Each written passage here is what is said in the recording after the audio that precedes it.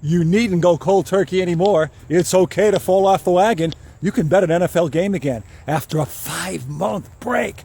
The National Football League is back. Hall of Fame game tonight, as we're talking. Minnesota and Pittsburgh. Vikes favored by 3. I know, it's an exhibition game. But for the guys and gals who have the Jones, this is your action. This is it. And while we're talking about Hall of Fame, the NFL lost an icon today. Frank Gifford, the Hall of Famer, passing away at 84 years old. What a life of Frank Gifford, huh? The fellow out of USC, California native, football giants. Back in the 50s, he was a great player, lasted 12 years. Played some running back, played some wide receiver, might have even played a little defense. 56 MVP, and then did a little movieing, did a little broadcasting. In fact, did a lot of broadcasting. 27 years in the Monday night booth. He was contractually obligated to CBS in 1970, the first year of Monday Night Football with Dandy Don and Howard Cosell. So who was the first play-by-play guy that Monday Night Football employed? If you said, whoa, Nelly. That's right, Keith Jackson. And then Gifford came along and he lasted 27 years in the booth. In 1986, Frank Gifford, the Giffer, married Kathy Lee Epstein. And you know the rest there. Was married until this very day. They had 2 children, Kathy Lee and Frank. Bon vivants around town in New York. It was a great life. And Frank Gifford, there's an icon. Everybody knows Frank. And he, of course, will be missed. All right, Major League Baseball, Toronto. How about the Blue Jays, huh? Came into the Bronx Friday night, trailing the Yankees by 4.5. Now they trail them by 1.5 games because they swept them. Pitching staff allowed just 1 run the entire weekend. Ever since picking up David Price, Tulowitzki, they were hot before that. Toronto, the Blue Jays, they are on a tear. Good for them. 8 straight and 11 of 12.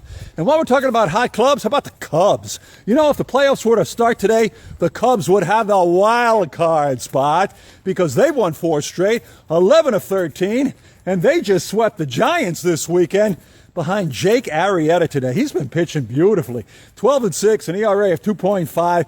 Even the $135 million guy, John Tudor, he's pitched very well too lately. And now we got to talk about 3 pitchers who make tons of money and don't deserve 1 single dime. And you know who they are.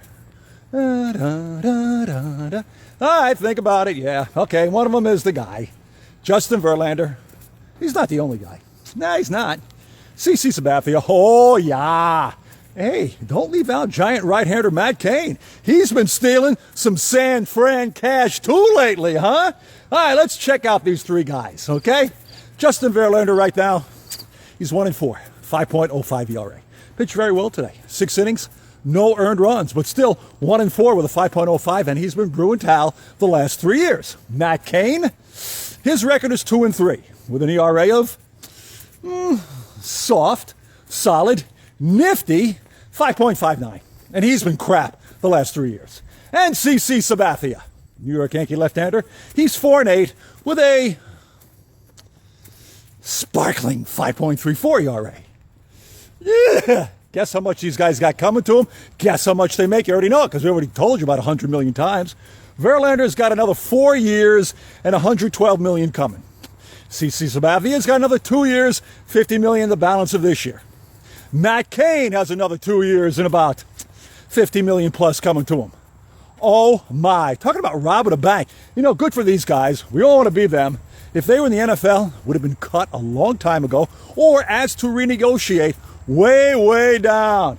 But it's MLB and there is no cap and it's all guaranteed money. And these guys continue to pitch like duty. In golf today, final round of the WGC, the big tournament. Almost like a major championship. The winner gets $1,650,000 and a 2-year exemption. And the winner, the fellow from Ireland, 20-year-old Shane Lowry, breaking through his first PGA win. Jim Furyk had the 2-shot lead, tied with Justin Rose going in. Couldn't hold it. Lowry shoots a final round 66, including some gorgeous recovery shots where he was on the other greens and he just flew it over the trees and made a birdie on the final hole. And by the way, Jim Furyk, who's 45, seems to always be in position. Hasn't won a tournament since 2010. And by the way, Tiger Woods did not qualify for this WGC. And he spent the weekend gearing up for the PGA by playing in the Jupiter, Florida handicap over the weekend. He was in the third flight. And he finished fourth. Who says T. Woods can't get a top 5? Okay, hasn't won a major since 2008. You know that, U.S. Open. Is this the week? Probably not. He's 20-1. Could be 200-1. Not going to happen. Love it to happen. But T. Woods is going to be there because he can play in this. And he should have been able to play in the WGC, where he's won at Akron, Ohio, 8 times at Firestone. He should be exempt for life. Any tournament. And the players know it. What are you going to do? And finally, Don Trump takes the comedy tour to mid-Michigan on Tuesday. Yes, sir. He'll be in a place called Birch Run. Tickets are available. And I love Don Trump. I'll tell you why. He doesn't want to be prez. This is entertainment. This is comedy. It's the Don Trump bloodletting tour. It's coming out of her mouth. It's coming out of her ears. Hey, Megan, maybe you had something going there. Hey, this is Sunday night. Beautiful night. Have a wonderful week. We'll see you right back here next time on The Walk.